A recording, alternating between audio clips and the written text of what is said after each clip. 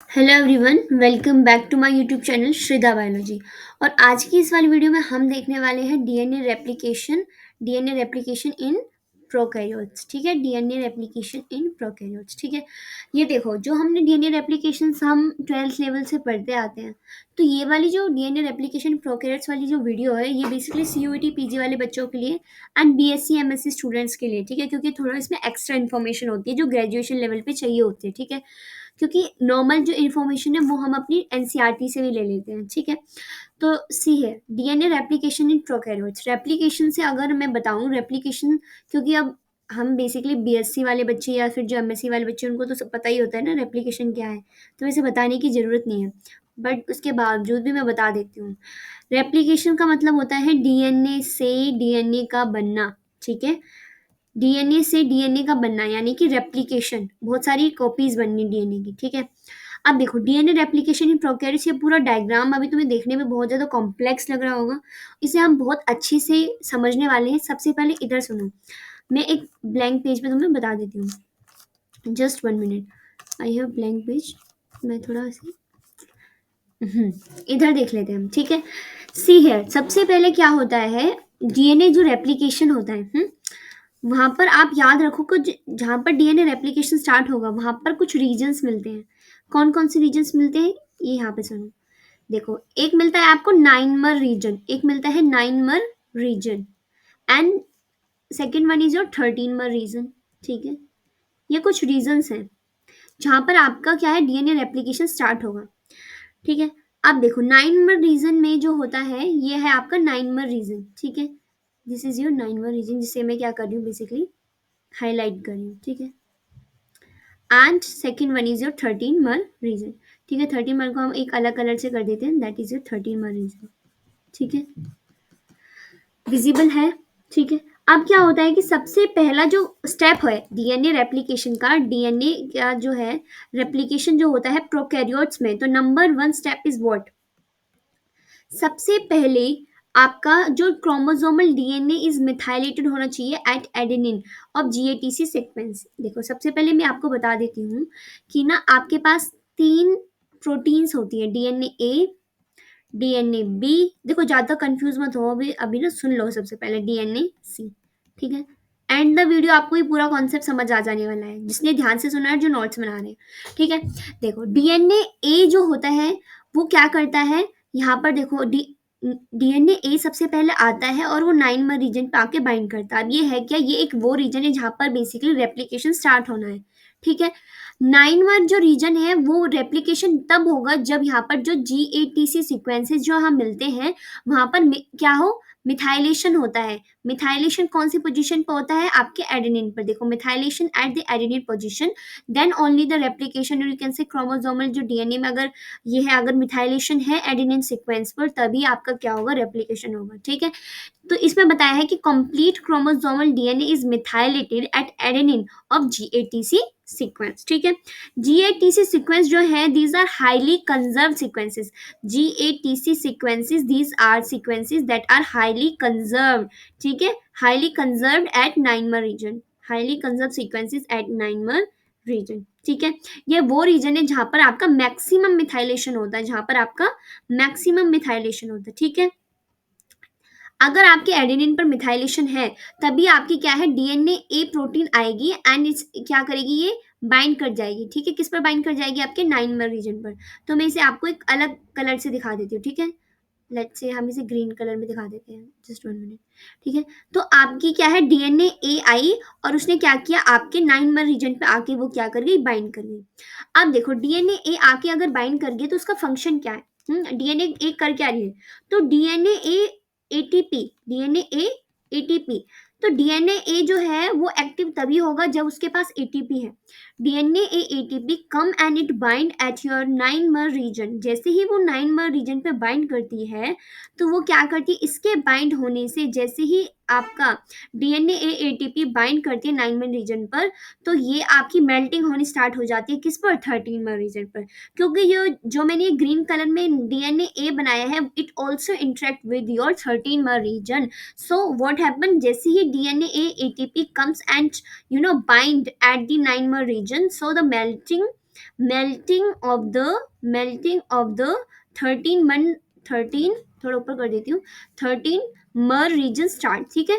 13 मर रीजन पर आपकी मेल्टिंग होनी स्टार्ट हो जाएगी। तो अब क्या होगा, अब बेसिकली एक रेप्लिकेशन बबल बनना स्टार्ट हो जाएगा, क्योंकि मेल्टिंग हो रही है ना। तो क्या हो रहा था, जैसे कि पहले ही ऐसा था, अब क्या हो जाएगा, बेसिकली मेल्टिंग होनी स्टार्ट हो जाएगी। जस्ट 1 मिनट, ठीक है। क्या होने लग जाएगी, मेल्टिंग होने लग जाएगी। क्यों हो रही है मेल्टिंग, देखो, क्योंकि मैंने यहाँ पे बताया था, यहाँ पे दो रीजन थे, आपका 13 मर रीजन एंड योर 9 मर रीजन, ठीक है। 9 रीजन पर जैसे ही आपकी कौन आके बाइंड करिए, DNA A ATP, DNA A ATP के बाइंड होते ही आपके 13 रीजन की इधर क्या हो जाती है, बेसिकली रेप्लिकेशन बबल बनने लग जाता है ना, मेल्टिंग होनी स्टार्ट हो जाती है। मेल्टिंग से क्या है, एक बबल लाइक स्ट्रक्चर बन रहा है। अब जैसे ही आपका सबसे पहले कौन आया था, सबसे पहले डीएनए ए आया था, ठीक है। डीएनए ए एटीपी का फंक्शन तुम्हें पता लग गया, मेल्टिंग करा रहा है। फिर कौन आता है, फिर आता है हमारा DNA B, and this is very important, always remember. DNA B क्या है, डीएनए बी का नाम लिख लो सब बच्चे, that is your helicase. DNA B protein जो है that is helicase, and DNA C is your helicase loader. Helicase loader, देखो ये कुछ टर्म्स हैं, ठीक है। जब मैंने भी फर्स्ट टाइम रेप्लिकेशन पढ़ा था, ठीक है, तो ये जो टर्म्स है वो बहुत कंफ्यूज करती है, क्योंकि 12th लेवल में हम कभी भी सुनते हैं हेलिकेज लोडर क्या है। तो यही थोड़ा डिफरेंस होता है, और ये बहुत इजी अगर आप इसे समझोगे। देखो, हेलिकेज हमें पता है, जैसे ही आपके 9 मर रीजन पे कौन बाइंड कर गया है, आपका डीएनए ए बाइंड कर गया है, और आपका रेप्लिकेशन बबल बनना स्टार्ट हो गया है। तो अब किसका रोल आता है, अब रोल आता है किसका, आपका डीएनए, आपके हेलिकेज का। किसका, हेलिकेज को। तो यहाँ मैं हल्का सा इसको रब कर देते थोड़ा। ये अब हमने कॉन्सेप्ट समझ लिया है। अब जो बाकी बाकी एंजाइम्स आ रही है उनका फंक्शन हम देख लेते हैं। देखो, ये रेप्लिकेशन बबल बन गया, ठीक है। अब हमारी आई है कौन, अब हमारा आया है हेलिकेज। हेलिकेज आ गया भाई, ठीक है। ये मैंने एक अलग सा स्ट्रक्चर बना दिया है, ये हेलिकेज मैंने बना दिया, ठीक है। हेलिकेज आ गया, this is your helicase. Helicase क्या करता है, हेलिकेज का क्या काम होता है, हेलिकेज क्या करता है, जो भी हाइड्रोजन बॉन्डिंग होती है ना, ये देखो, पहले ये इस तरह से जुड़े हुए थे, है ना। पहले ये क्या थे, यहाँ पे हाइड्रोजन बॉन्ड्स थे दो कॉम्प्लीमेंट्री डीएनए के बीच में। पर जैसे जैसे हेलिकेज आता है, हेलिकेज व्हाट, हेलिकेज क्या करता है, हेलिकेज हाइड्रोजन बॉन्डिंग को ब्रेक डाउन कर देता है, तोड़ता है। हाइड्रोजन बॉन्डिंग को क्या करता है, ब्रेक करता है। हाइड्रोजन बॉन्डिंग को जब ब्रेक करेगा तो क्या हो जाएगा, इससे हमारा एक रेप्लिकेशन बबल दिख जाएगा, तभी तो हमारा रेप्लिकेशन स्टार्ट होगा ना। तो इसलिए क्या कर रहा है, ये हमारी जितनी भी हाइड्रोजन बॉन्डिंग है उनको ब्रेक कर रहा है। अब हेलिकेज को इस जगह पे पहुंचाता कौन है, उसकी हेल्प कौन करता है, हेलिकेज अपने साथ एक सिक्योरिटी गार्ड को लेके आता है, वो है आपका हेलिकेज लोडर। हेलिकेज लोडर, तो हेलिकेज लोडर क्या करता है, हेलिकेज को लोड करके चला जाता है, ठीक है। वो उसको उसकी पोजीशन पे छोड़ के चला जाएगा। तो हेलिकेज लोडर एक ऐसा स्ट्रक्चर है जो इसके ऊपर कौन बैठ के आ रहा है, आपका हेलिकेज बैठ के आ रहा है, ठीक है। हेलिकेज बैठ के आ रहा है, और हेलिकेज को उसकी पोजीशन पे छोड़कर, रेप्लिकेशन बबल वाली पोजीशन पे छोड़कर हेलिकेज लोडर क्या है, चला जाता है, ठीक है। और हेलिकेज का काम मैंने बता दिया, जो भी यहाँ पे हाइड्रोजन बॉन्डिंग्स थी उनको क्या कर दिया उन्होंने, ब्रेक डाउन कर दिया, ठीक है, तोड़ दिया। तभी हमारा क्या बन रहा है, रेप्लिकेशन बबल की सिंथेसिस हो रही है, ठीक है। अब मुझे बताओ कि जब इसने ये हाइड्रोजन बॉन्डिंग को अलग अलग कर दिया है, तो ऐसे बहुत सारी चांसेस है कि ये वापस से रिजॉइन हो जाए, है ना। जैसे कि ये मैंने ये बताया, ये ए है तो ये टी है, ये जी है तो ये सी है। तो ऐसे चांसेस है ना कि फिर से हाइड्रोजन बॉन्डिंग बना ले। तो अगर ये फिर से हाइड्रोजन बॉन्डिंग बना लेंगे तो जितना भी काम हेलिकेज ने किया है वो तो खराब हो जाएगा। तो इसलिए क्या किया, हेलिकेज बहुत चालाक होता है, वो किसको बुला लेता है, वो बुला लेता है अपने दोस्त को, दैट इज योर एसएसबी। अब एसएसबी क्या है, देखो यहाँ पर कौन आके बाइंड कर गया है, आपका एसएसबी, ठीक है। एसएसबी की फुल फॉर्म बता देती हूँ, सिंगल स्टैंडर्ड बाइंडिंग प्रोटीन, ठीक है।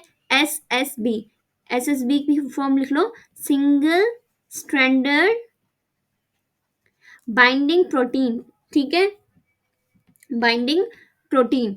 एसएसबी क्या कर रहा है, इन दोनों जो हाइड्रोजन बॉन्डिंग्स है उनको वापस से रिजॉइन ना हो जाए, उनको प्रिवेंट करने के लिए एसएसबी भी है, ठीक है। एसएसबी, एसएसबी क्या चाहता है, वो हाइड्रोजन बॉन्डिंग जो इन्होंने अभी खोली है हेलिकेज ने, वो वापस से ये जुड़ ना जाए, वापस से कॉम्प्लीमेंट्री ना हो जाए। तो इसलिए हमने यहाँ पे क्या लगाई हुई है, एसएसबी, ठीक है, जो री एनिलिंग को क्या करता है, प्रिवेंट करता है, ठीक है।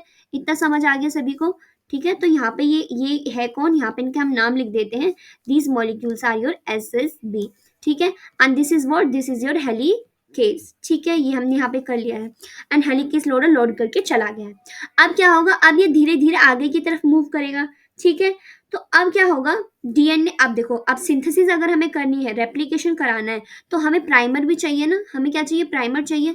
तो इधर यहाँ पर क्या लगाएंगे, प्राइमर लगेंगे, ठीक है, प्राइमर लगेंगे ना। देखो, अब जैसे इसको हमने ओपन कर दिया, इसको ओपन कर दिया रेप्लिकेशन बबल।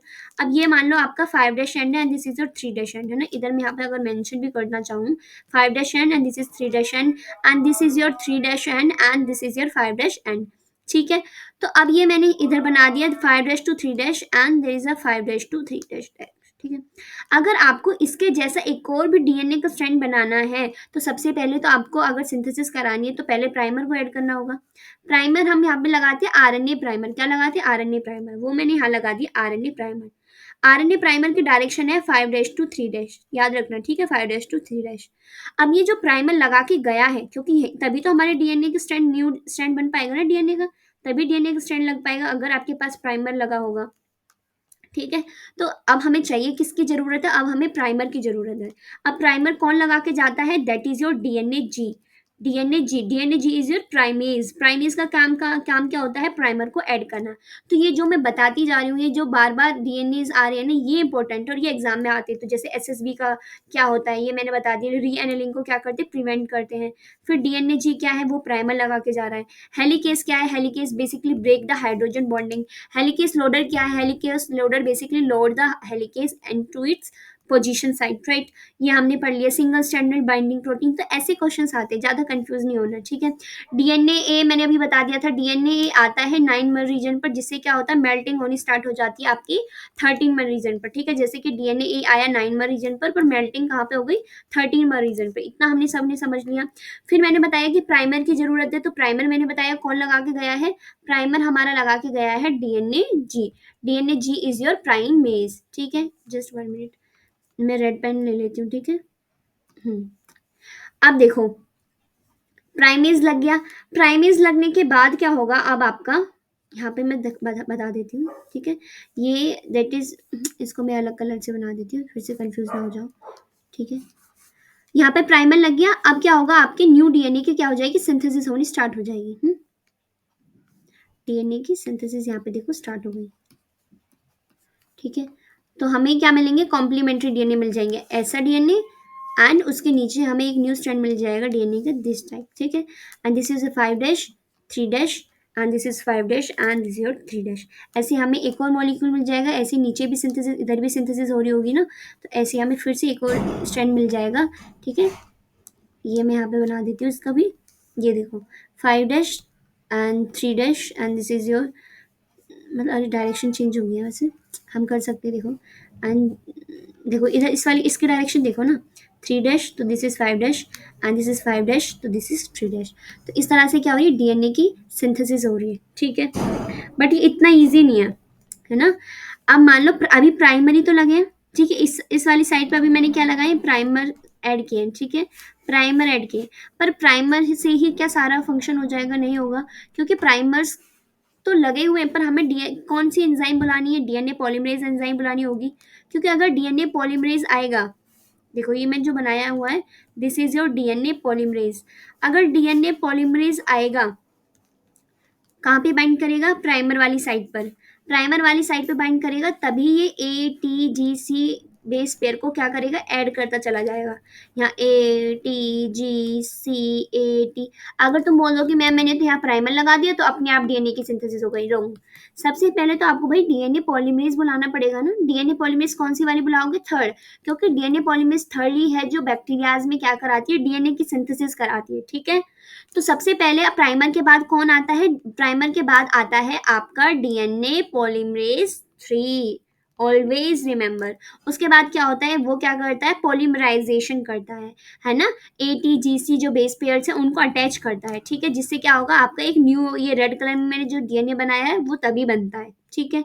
अब ये बताओ, डीएनए पॉलीमरेज को लेके कौन आता है, भाई ये अकेले नहीं आते, ये थोड़ा अच्छे खासे इंसान है, तो नहीं कोई लेके आएगा। सबसे पहले याद रखो, बीटा क्लैम्प।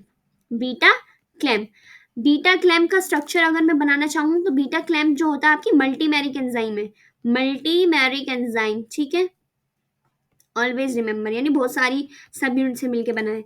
तो बीटा क्लैम्प का स्ट्रक्चर मैं बताती हूँ, कुछ इस तरह का होता है, ठीक है। और beta clamp and always remember gamma loader, gamma loader. देखो ये ना आपको बहुत इम्पोर्टेंट है, ठीक है, इनको ना याद कर लो। अब उन्हें कैसे याद करोगे? नोट्स बनाओ और उन्हें रिवाइज करो। Beta clamp and gamma loader. Beta clamp का स्ट्रक्चर मैंने बना दिया, नीचे है आपके गामा लोडर। ये देखो ये मैंने बनाए हुए हैं, this is your gamma gamma loader, ठीक है। Beta clamp and gamma gamma loader, ठीक है। अब मैम इनका काम क्या है, ये भी आ जाता है क्वेश्चन, है ना। देखो डीएनए पॉलीमरेज को जो हम साइट पे लेके आए, यही है जो बेसिकली आपके आरएनए को क्या बनवा, आपके डीएनए स्ट्रैंड्स को सिंथेसाइज करवा रहा है। यही है जो पॉलीमराइजेशन करवा के एटीजीसी बेस पेयर्स को यहाँ पे ऐड कराता है और एक न्यू डीएनए का स्ट्रैंड क्रिएट करा रहा है, ठीक है। तो उसको उस डीएनए पॉलीमरेज को लेके कौन आता है? तो डीएनए पॉलीमरेज को लेके आता है beta clamp and gamma loader. Beta clamp and gamma loader के साथ जुड़ के कौन बैठ के कौन आता है? बैठ के आता है आपका आर डीएनए पॉलीमरेज 3। देखो ये मैंने जो पर्पल कलर में बनाया, this is your DNA polymerase 3, ठीक है। ये क्या करते हैं, इस डीएनए पॉलीमरेज 3 को कहाँ पे लेके आते हैं? उसकी साइट पे लेके आते हैं, ठीक है। अब देखो गामा लोडर तो क्योंकि एटीपी यूज करता है ना, इतनी दूर ले जाने के लिए वो पैसा भी तो लेगा। अब जैसे यहाँ पे अगर हम अपना नॉर्मल एग्जांपल देखें, अगर हम रेल वगैरह जाते तो हमने पिछली जो बहुत सारी प्रीवियस वो मूवीज आती थी, वहाँ पे कुली वगैरह होते थे ना, वो पैसे वगैरह लेते थे अगर किसी सामान को इधर से उधर लेके जाना है। सिमिलर केस यहाँ पर है, गामा लोडर है, बीटा क्लैंप है, अगर उसको दूसरी पोजीशन पर डीएनए पॉलीमरेज 3 को छोड़ना है तो वो कुछ पैसे लेगा, एनर्जी लेगा। तो यहाँ पर पैसे तो है नहीं, यहाँ पे किसकी फॉर्म में यूज करते हैं? वो एनर्जी, तो वो एटीपी यूज करता है, ठीक है। तो एटीपी यूज किया उसने और क्या किया, डीएनए पॉलीमरेज को उसकी साइट पे छोड़कर वो चला गया, ठीक है, gamma loader. But beta clamp क्योंकि एक अच्छा साथी है, तो वो बीटा क्लैंप अभी भी किसके साथ जुड़ा हुआ है? डीएनए पॉलीमरेज 3 के साथ जुड़ा हुआ है, ठीक है। तो मैं यहाँ से थोड़ा सा साफ कर देती हूँ। देखो गामा लोडर ने अपना एटीपी वेटीपी लिया और वो वहां से चला गया डीएनए पॉलीमरेज को छोड़कर। पर डीएनए पॉलीमरेज के साथ अभी भी कौन बाइंड है? इसके साथ अभी भी बाइंड है अपनी बीटा क्लैंप। अच्छा अब याद रखना बीटा क्लैंप का फंक्शन क्या है। बीटा क्लैंप एक अच्छा प्रोसेसिविटी कंपोनेंट है, प्रोसेसिविटी में हेल्प करता है। प्रोसेसिविटी क्या है? यानी कि उस ये क्या करता है, डीएनए पॉलीमरेज 3 को, डीएनए पॉलीमरेज 3 को अपनी उसी पोजीशन पे पकड़ के रखता है ना, बाइंड करके रखता है। अगर ये उसको बाइंड करके रखेगा, अगर जैसे जैसे डीएनए पॉलीमरेज मूव करेगी वैसे वैसे आपका बीटा क्लैंप भी मूव करेगा, तो उसकी प्रोसेसिविटी को हेल्प करिए। वरना डीएनए पॉलीमरेज क्या करता है, अगर आपके पास बीटा क्लैंप नहीं है तो डीएनए पॉलीमरेज कुछ बेस पेयर्स यानी कि 5 बेस पेयर को जोड़ दिया, फिर उसने रेस्ट ले लिया, आराम से बैठ गया, फिर 2 बेस पेयर को जोड़ दिया, फिर आराम से रेस्ट ले लिया, ठीक है। तो ऐसे बहुत रेस्ट ले लेके काम करता है। बट अगर बीटा क्लैंप रहेगा तो बीटा क्लैंप क्या करेगा, उसको पकड़ के रखेगा, ठीक है, और एक साथ पहले पूरा काम कराएगा तब वो रेस्ट लेने देगा। तो ये प्रोसेसिविटी कंपोनेंट है, ये बेसिकली स्पीड को फास्ट कर रहा है ना, प्रोसेसिविटी में हेल्प कर रहा है, बहुत जल्दी से काम को कराने में हेल्पफुल है, ठीक है। तो ये बीटा क्लैंप का हमने फंक्शन देख लिया। बट गामा लोडर का काम कुछ नहीं था, गामा लोडर सिर्फ उसको लोड करके चला गया, ठीक है। और ये एटीपी को क्या करता है, यूज करता है। तो ऐसे करके हमने क्या करा दिया, एक न्यू डीएनए की क्या करा दी, सिंथेसिस करा दी, ठीक है। This is all about replication. हमने ये अभी देखा है स्टफ क्या, अभी हमने इनिशिएशन देखा है, ठीक है। अब हम थोड़ा देखते हैं एलोंगेशन क्या होता है, एलोंगेशन कैसे होता है, ये हम सब यहाँ से देखेंगे। अब एक और मैं तुम्हें कॉन्सेप्ट समझा दूं, लीडिंग स्ट्रैंड और लैगिंग स्ट्रैंड का। देखो leading strand and lagging strand से याद रखो, ये आपका कोई डीएनए का स्ट्रैंड है, ठीक है, ये इंपॉर्टेंट है, 5' to 3' and this is your 3' to 5', ठीक है। मान लो डीएनए क्योंकि हमारे अंदर क्या होता है, सॉरी हम बात करें यहाँ प्रोकैरियोट्स की, तो प्रोकैरियोट्स में जो होता है ना आपका यूनिडायरेक्शनल सिंथेसिस होती है, ठीक है। अब ये देखो लीडिंग स्ट्रैंड और लैगिंग स्ट्रैंड का मैं तुम्हें कॉन्सेप्ट समझाती हूँ। ये इस तरह से यहाँ डीएनए की सिंथेसिस चल रही है, ये क्या, देखो डायरेक्शन से याद रखना, ये इस तरह से है। अभी है क्या, देखो ये अगर ये 3' है तो इसके डायरेक्शन में यहाँ लिख सकती हूँ ये 5' होगा। अगर ये 5' है तो मैं यहाँ लिख सकती हूँ 3' है। अगर ये 3' है तो मैं लिख सकती हूँ ये 5' है, एंड अगर ये 5' है तो मैं यहाँ लिख सकती हूँ 3' है, ठीक है। तो 5' to 3' डायरेक्शन यहाँ पे लिख दो, दिस इज योर, एक इधर सिंथेसिस हो रही है ना, इधर बेसिकली सिंथेसिस हो रही है, तो एक तो सिंथेसिस इस डायरेक्शन में हो रही है और एक रेप्लिकेशन बबल इस डायरेक्शन में चल रही है ना। तो यहाँ पर जो आप ये डायरेक्शन देख रहे हो that is your 3' to that is your 5' to 3' always होती है 5' to 3', ठीक है, 5' to 3' ही तो सिंथेसिस होती है, 5' to 3'। बट अब आप इन एरोन को देखोगे ना, तो डीएनए का रेप्लिकेशन बबल एक इस तरह बन रहा है, एक डीएनए का रेप्लिकेशन बबल इस तरफ बन रहा है। तो ये वाला एरो किसकी तरफ शो कर रहा है, इस वाले की तरफ, यानी इधर सिंथेसिस हो रही है ना। तो आपने एक दो स्ट्रैंड देखे होंगे, leading strand and lagging strand. Leading strand and lagging strand. Leading strand होता है रेप्लिकेशन बबल की डायरेक्शन के साथ, रेप्लिकेशन बबल की डायरेक्शन के साथ, डायरेक्शन के साथ। और लैगिंग होता है रेप्लिकेशन बबल की अपोजिट डायरेक्शन के साथ, मतलब डायरेक्शन के अपोजिट, यानी जहाँ रेप्लिकेशन बबल बन रहा होगा उसके अपोजिट डायरेक्शन में लैगिंग होता है। बट अगर जहाँ रेप्लिकेशन बबल आपका बन रहा है उसी डायरेक्शन में क्या होता है, आपका लीडिंग स्ट्रैंड होता है। ठीक है, ये याद रखना। तो अब यहाँ पे देखो, जैसे कि रेप्लिकेशन कहाँ पे हो, रेप्लिकेशन बबल इस डायरेक्शन में हो रहा है, और जो आपका ये न्यू डीएनए बन रहा है वो भी इसी डायरेक्शन में बन रहा है, तो it is your leading strand, leading strand. ठीक है, लीडिंग स्ट्रैंड। अब नीचे वाले स्ट्रैंड को देखो, क्योंकि रेप्लिकेशन की जो डायरेक्शन है, रेप्लिकेशन बबल किस डायरेक्शन बन रहा है, रेप्लिकेशन बबल आपका डायरेक्शन है ये वाली, मतलब इस डायरेक्शन बन रहा है ना, इस वाली डायरेक्शन में बन रहा है। बट यहाँ पर देखो डीएनए स्ट्रैंड तो उल्टी डायरेक्शन में जा रहा है, जबकि बनना चाहिए था इसको इस वाली डायरेक्शन में, तो ये अपोजिट जा रहा है, तो दिस इज लैगिंग स्ट्रैंड। ठीक है, अब ये वाले देखो, यहाँ पर रेप्लिकेशन बबल इस डायरेक्शन में बन रहा है, और यहाँ पर जो ये वाला बबल है, ये वाला जो डीएनए है वो कौन सी डायरेक्शन बन रहा है, इस डायरेक्शन में बन रहा है, यानी कि this is your leading strand. यानी कि अगर रेप्लिकेशन बबल की डायरेक्शन के साथ है तो दैट इज लीडिंग, और अगर वो अपोजिट है तो लैगिंग आ जाएगा। ये देखो, ये इस तरह नहीं आएगा इसका स्ट्रक्चर, एक, इसका जो ओरिजिनल डायरेक्शन है वो इस वाली इस तरह होती है। ठीक है, इस तरह से वो मूव करते करते ऐसे जाते हैं।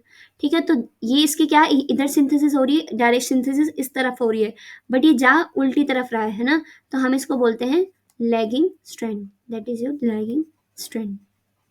ठीक है, और ये देखो सिंथेसिस अगर आपकी इस डायरेक्शन पे हो रही है और वो भी इसी डायरेक्शन में जा रहा है, तो this is your leading strand. ठीक है, तो दो लीडिंग स्ट्रैंड है एंड दो लैगिंग स्ट्रैंड होते हैं, दो लैगिंग स्ट्रैंड होते हैं। ठीक है, एक लैगिंग स्ट्रैंड ये है एंड एक लैगिंग स्ट्रैंड ये है, अपोजिट अपोजिट डायरेक्शंस में। ठीक है, तो जब ये वाला देखो, अब ये वाला डायग्राम, एक minute, synthesis of new DNA strands कैसे होती है। लीडिंग स्ट्रैंड जो होती है, देखो लीडिंग स्ट्रैंड में क्या होता है, जब लीडिंग स्ट्रैंड होता है तो हम देखो, याद रखो, लीडिंग स्ट्रैंड में सिंगल प्राइमर लगता है, सिंगल प्राइमर ऐड होता है। और लैगिंग स्ट्रैंड में, लैगिंग स्ट्रैंड में आपके मल्टीपल प्राइमर लगते हैं, मल्टीपल प्राइमर लगते हैं। ठीक है, ये याद रखना। तो लीडिंग स्ट्रैंड में हम देखो कैसे सिंथेसिस हो रही है लीडिंग स्ट्रैंड की, आरएनए प्राइमर एक बार लगा है, और बार फिर क्या हो रहा है, यहाँ पर डीएनए पॉलीमरेज आई बैठी हुई है। ठीक है, और वो क्या कर रही है, एटीजीसी बेस पेयर्स को ऐड कराती जा रही है। ठीक है, इस तरह से आपका एक न्यू डीएनए का स्ट्रैंड बन जाएगा। बट यहाँ पर देखो लैगिंग स्ट्रैंड में क्या होता है, मल्टीपल आरएनए प्राइमर लगते हैं, है ना, इधर यहाँ पर प्राइमर लगा दिया, आरएनए प्राइमर अलग अलग जगह बहुत सारे मल्टीपल प्राइमर लगते हैं। तो लैगिंग स्ट्रैंड में बेसिकली वो एक साथ कंटिन्यूसली बनता नहीं है, वो डिसकंटिन्यूसली उसकी क्या होती है, सिंथेसिस होती है, और बहुत सारे क्या लगते हैं, शॉर्ट सेगमेंट्स लगते हैं, रेप्लिकेशन आपके बहुत सारे प्राइमर्स लगते हैं। ठीक है, जब जाके क्या होती है, एक पूरा न्यू डीएनए स्ट्रैंड बनता है। ठीक है, ये देखो यहाँ पर डीएनए पॉलीमरेज है एंड ये क्या कर रही है, क्या कर रही है, ऐड कर रही है एटीजीसी बेस पेयर्स को। फिर इसने प्राइमर लगाया, फिर आपकी डीएनए पॉलीमरेज आएगी, फिर एटीजीसी ऐड करेगी, फिर प्राइमर लगेगा, फिर डीएनए पॉलीमरेज आएगी, फिर एटीजीसी ऐड करेगी, तो ऐसे मल्टीपल प्राइमर लगता है एंड जब जाके एक पूरे डीएनए स्ट्रैंड की सिंथेसिस होती है। ठीक है, तो इसे हम बोलते हैं ओकाजाकी फ्रैगमेंट। ओकाजाकी फ्रैगमेंट मानी जब लैगिंग स्ट्रैंड होता है उसी को हम क्या बोलते हैं, Okazaki fragment. Series of short segments on the lagging strand is called Okazaki fragment. यानी कि ऐसे छोटे छोटे आपके क्या बन रहा है, डीएनए बन रहा है, डीएनए की सिंथेसिस हो रही है। ठीक है, अब क्या होगा, इन्हीं को मैं क्या बोल रही हूँ, ओकाजाकी, ओकाजाकी फ्रैगमेंट। अब क्योंकि डीएनए से टुकड़ों में नहीं होगा ना, डीएनए तो बिल्कुल स्ट्रेट चाहिए हमें, टेम्पलेट। तो अब हमें क्या करना है, इनको ज्वाइन करना है, इन स्ट्रैंड्स को क्या करना है, ज्वाइन करना है। इनको ज्वाइन कैसे करती है, with the help of DNA ligase, DNA ligase. ठीक है, डीएनए लाइगेज आता है, इन्हें ज्वाइन करता है। ठीक है, and there must be join together by an enzyme called DNA ligase. अब ये होता है सिंथेसिस। अब याद रखो, जैसे जैसे रेप्लिकेशन बबल बनता है और जैसे जैसे आपका एक न्यू डीएनए स्ट्रैंड बनता जा रहा है, इसके अपोजिट में, एक मिनट, इधर देखो, इधर भी एक आपके एक न्यू डीएनए स्ट्रैंड बनता जा रहा है एंड सेम एक न्यू न्यू डीएनए का स्ट्रैंड इधर बनता जा रहा है, ठीक है। कौन बनवा रहा है, यहाँ पे आपके डीएनए पॉलीमरेज 3 बैठी हुई है, ठीक है। वो क्या कर रहा है, इधर एटीजीसी बेस पेयर्स को ऐड करता जा रहा है, ठीक है। ये हमने इधर पढ़ लिया। इस तरह से क्या होती है, सिंथेसिस होती है। अब मेरे को तुम्हें एक कॉन्सेप्ट बताना था वैसे, हाँ। तो जैसे जैसे सिंथेसिस होती है तो क्या होता है कि यहाँ पर जैसे जैसे आपका पूरा डीएनए बनता जा रहा है, तो जब एंड में आपका लास्ट स्टेप पर जब डीएनए बनने वाला होता है, ठीक है, तो बहुत ज़्यादा क्या हो जाती है आपकी बहुत ज़्यादा, एक बोल सकते हो ना, रेजोल्यूशन टाइप इकट्ठा हो जाता है ना। बहुत ज़्यादा तुम बोल सकते हो कि वो ओपन नहीं होता। हेमी रेप्लिकेट में बहुत ज़्यादा क्या स्टार्ट हो जाती है, सिंथेसिस होनी, सिंथेसिस ऑफ सुपर कोइलिंग। बहुत ज़्यादा सुपर कोइल हो जाता है ना, सुपर कोइलिंग वाला रीजन हो जाता है। मतलब आप जितना इसे खोलना चाहोगे इतना ही इसमें बहुत ज़्यादा टाइट वाला रीजन हो जाता है। तो इसको हम बोलते हैं कैटिनिन। कैटिनिन, तो कैटिनिन वो वाला रीजन होता है जब आपका पूरा डीएनए रेप्लिकेशन खत्म होने वाला होता है। डीएनए रेप्लिकेशन उसकी एंड, बिल्कुल एंड पोजीशन पर क्या होता है, बहुत ज़्यादा जब सुपर कोइलिंग इकट्ठी होने लग जाती है सुपर कोइलिंग एक्यूमुलेट होनी स्टार्ट हो जाती है, तो हम उसे क्या बोलते हैं, कैटेनिन। और इस कैटेनिन को रिजोल्व कौन करेगा, इसे ठीक कौन करेगा, इसको ठीक करता है आपका ट्रोपोआइसोमरेज 4। ट्रोपोआइसोमरेज 4, ठीक है। ये क्या करता है, इस जो भी सुपर कोइलिंग है उसको रिमूव करेगा यहाँ से। और जब ये सुपर कोइलिंग रिमूव हो जाएगी तो अब क्या हो जाएगा, जो मेरा आधा डीएनए बनने वाला था, अब वो भी क्या आ जाएगा, पूरा डीएनए का स्ट्रैंड सिंथेसाइज हो जाता है, ठीक है। डीएनए पॉलीमरेज जो बैक्टीरियाज के अंदर होती है, डीएनए पॉलीमरेज 3 तरह की होती है, याद रखो हमेशा, ये इंपॉर्टेंट है। डीएनए पॉलीमरेज 1, ठीक है, DNA polymerase 2 and DNA polymerase 3। 3 का तो हमने पूरा फंक्शन देख लिया। 3 जो डीएनए पॉलीमरेज 3 थी, वो क्या करती है, पॉलीमराइजेशन कराती है। पॉलीमराइजेशन यानी क्या है, आपके जितने भी न्यूक्लियोटाइड्स हैं, एटीजीसी है, उनको क्या करती है, ऐड करती है और एक न्यू डीएनए का स्ट्रैंड बनाती है, ठीक है। न्यू डीएनए का स्ट्रैंड जो है सिंथेसाइज करती है, ठीक है। बट जो डीएनए पॉलीमरेज 1 है, उसका काम क्या है, इसका काम है प्राइमर रिमूवल। प्राइमर को रिमूव करता है, प्राइमर रिमूव करता है और गैप को क्या करता है, फिल करता है, याद रखना है, ठीक है। जैसे हमने पढ़ा था ओकाजाकी फ्रेगमेंट्स में क्या होता है, उन वाले केस में क्या होता है, लैगिंग स्ट्रैंड में। देखो लैगिंग स्ट्रैंड में ये मैंने आरएनए प्राइमर लगाया, ये आरएनए प्राइमर, ये लग गया आरएनए प्राइमर्स, ठीक है। पहले इतने सारे हमें प्राइमर्स लगाने पड़ते हैं लैगिंग स्ट्रैंड पर, फिर जाके थोड़ा डीएनए बनेगा, फिर मैंने प्राइमर लगाया आरएनए प्राइमर, फिर थोड़ा डीएनए बनेगा, फिर आरएनए प्राइमर लगा, फिर थोड़ा डीएनए, फिर आरएनए प्राइमर, फिर थोड़ा डीएनए, और फिर इस तरह से इतने सारे मल्टीपल्स हमें क्या लगाने पड़ते हैं, आरएनए प्राइमर लगाने पड़ते हैं। और तब जाके हमें ऐसे शॉर्ट शॉर्ट फ्रेगमेंट्स जो ग्रीन कलर में दिखाए हैं, ऐसे शॉर्ट डीएनए फ्रेगमेंट्स मिलके बनते हैं, ठीक है। अब हम क्या करते हैं, अब ये जो भी प्राइमर्स हैं उनको रिमूव कौन करता है, प्राइमर्स को रिमूव करेगा डीएनए पॉलीमरेज 1। तो ये रेड कलर के डीएनए पॉलीमरेज को रिमूव कर दिया किसने, डीएनए पॉलीमरेज 1 ने। और फिर जो ये गैप अब क्रिएट हो गया है, अभी जो ये गैप बन गया है, उनको फिल भी कौन करेगा, इस गैप को फिल भी करेगा डीएनए पॉलीमरेज 1, ठीक है। ये देखो गैप फिल हो गया। अब ये आपका क्या बन गया, एक न्यू डीएनए स्ट्रैंड है ना, उसका गैप बिल्कुल अच्छे से फिल हो गया है, ठीक है। ये किसकी बात चल रही है, लैगिंग स्ट्रैंड में। जबकि लीडिंग स्ट्रैंड में सिर्फ क्या होता है, लीडिंग स्ट्रैंड में एक ही आरएनए प्राइमर लगता है और क्या होता है, पूरा का पूरा आपका डीएनए की सिंथेसिस हो जाती है, ये होता है लीडिंग स्ट्रैंड में। तो लैगिंग स्ट्रैंड में जो भी प्राइमर को रिमूव करना और गैप को फिल करना, ये कौन करता है, डीएनए पॉलीमरेज 1। डीएनए पॉलीमरेज 3 देख लिया हमने, पॉलीमराइजेशन करता है, न्यूक्लियोटाइड्स को ऐड करता है। और डीएनए पॉलीमरेज 2 का काम होता है रिपेयर में, ठीक है। एक्सीजन बेस्ड रिपेयर आपने पढ़ा होगा, एक्सीजन बेस्ड रिपेयर होता है, उसमें रिपेयरिंग में काम करता है डीएनए पॉलीमरेज 2, ठीक है। तो ये सब इस वाले डायग्राम को समझ लो कि ये आपका डीएनए है। पहले ये डबल स्टैंडर्ड था, बट धीरे धीरे देखो ये ओपन हो गया है, खुल गया है ना। ये देखो ये ओपन हो रहा है नीचे से, ठीक है। अब इसको ओपन कौन करा रहा है, basically helicase. Helicase hydrogen bond तोड़ रहा है, हाइड्रोजन बॉन्ड्स टूट रहे हैं, इनको सेपरेट सेपरेट देखो, है ना। फिर क्या होगा, ये वापस से जुड़ ना जाए, तो इसलिए एसएसबी प्रोटीन्स आती हैं। एसएसबी प्रोटीन्स आके, ये दिख नहीं रहा है, एक मिनट में इसमें, ठीक है। एसएसबी प्रोटीन्स आती है, वो इधर जाके क्या हो जाती है, बाइंड हो जाती है, चिपक जाती है, ताकि जो भी स्ट्रैंड्स है वो वापस से री एनेलिंग ना हो जाए। तो यहाँ पे एसएसबी भी आ जाती है ना। और देखो जो भी आपकी कोइलिंग आ रही है, सुपर कोइलिंग इंड्यूस होने लग जाती है, एंड में आते आते क्या हो जाती है, सुपर कोइलिंग इंड्यूस होने लग जाती है ना, बहुत सारा सुपर कोइलिंग आ जाती है। तो उसको रिमूव कौन करता है, उसको रिमूव करता है ट्रोपोआइसोमरेज 4, ठीक है। एसएसबी देखो, ये मैंने बताया हुआ, ये एसएसबी है, ये जुड़ी हुई है ताकि ये वापस से ये री एनेलिंग ना कर जाए, जुड़ ना जाए, है ना। तो डीएनए पॉलीमरेज 3 आई हुई है, ये देखो ये डीएनए पॉलीमरेज 3 है। जो क्या करता है एटीजीसी बेस पेयर्स को ऐड कर रहा है ना, और एक न्यू स्ट्रैंड बना रहा है। लीडिंग स्ट्रैंड देखो कंटिन्यूसली स्ट्रैंड होता है, जबकि लैगिंग स्ट्रैंड में क्या है, देखो यहाँ गैप है, रुक रुक के यहाँ पे सिंथेसिस हो रही है, that is your lagging strand. ठीक है, ये हमने कर लिया। और ये है इनके स्टेप्स कि कैसे बेसिकली अभी ओरिजिन ऑफ रेप्लिकेशन की साइट पर। ठीक है, ओरिजिन ऑफ रेप्लिकेशन जहाँ से रेप्लिकेशन होना है पहले वो अनवाइंड होगा वो डीएनए, फिर उस साइट पे आपकी हेलिकेस आ जाएगी। हेलिकेस का काम क्या है, हाइड्रोजन बॉन्ड्स को तोड़ना, ठीक है, रेप्लिकेशन कराना। ठीक है, और सॉरी जो प्रोकैरियोट्स है उसमें बाई डायरेक्शनली सिंथेसिस होती है। ठीक है, दोनों डायरेक्शन में क्या होती है, रेप्लिकेशन बबल चलता रहता है। ठीक है, थर्ड स्टेप पे देख लो कि एसएसबी प्रोटीन्स आ जाएंगी। एसएसबी का भी मतलब है ना, एसएसबी का काम क्या होता है कि वो कहीं प्रोटीन्स वापस से आपका जो ये हाइड्रोजन बॉन्डिंग है, देखो ये वापस से कहीं जुड़ ना जाए, इसलिए एसएसबी प्रोटीन्स आ जाती हैं। ठीक है, एसएसबी प्रोटीन्स आ गई that basically protect the रीवाइंडिंग of DNA. फिर आता है आपका टोपोआइसोमरेज। टोपोआइसोमरेज का काम क्या होता है, इट प्रिवेंट सुपर कोइलिंग, यानी कि जैसे जैसे आपका आप एंड में जाते जाते हो तो बहुत ज़्यादा सुपर कोइलिंग इंड्यूस होती जाती है, तो उसको रिजॉल्व कौन करता है, टोपोआइसोमरेज। ठीक है, टोपोआइसोमरेज। एंड फिर क्या होता है आपका सुपर कोइलिंग रिमूव होती जा रही है, फिर हमें क्या ऐड करना है, प्राइमर्स लगाना है। प्राइमर किसने लगाया है, डीएनए जी ने। DNA G is your primase. ठीक है, जो प्राइमर्स लगाता है आरएनए प्राइमर, आरएनए प्राइमर लगेंगे तभी आपकी डीएनए पॉलीमरेज 3 आएगी, और वो क्या करेगी, एक आपकी किसकी सिंथेसिस कराएगी, डीएनए की सिंथेसिस कराएगी। ठीक है, इस तरह से। फिर याद रखो 7th पॉइंट, एक मिनट में मार्कर ले लेती हूँ। DNA polymerase start adding the nucleotide at the 3-OH direction, यानी कि 3 ये 5 एंड होगा एंड दिस इज 3 एंड, तो जो भी एटीजीसी आएंगे वो 3 एंड पर ही जाके अटैच होते हैं। फिर जैसे जैसे हमारी सिंथेसिस होती है डीएनए पर, तो लैगिंग और लीडिंग स्ट्रैंड बनते हैं।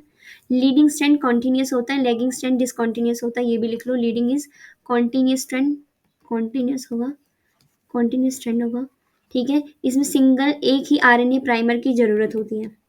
ठीक है, जबकि लैगिंग स्ट्रैंड जो होता है डिसकॉन्टिन्यूस है, डिसकॉन्टिन्यूस स्ट्रैंड है, डिसकॉन्टिन्यूस, और उसमें मल्टीपल प्राइमर चाहिए होते हैं, मल्टीपल आरएनए प्राइमर चाहिए होते हैं। ठीक है, आरएनए प्राइमर्स को रिमूव कौन करता है, आपका डीएनए पॉलीमरेज 1। ठीक है, और गैप को कौन फिल करेगा, डीएनए पॉलीमरेज 1 करता है।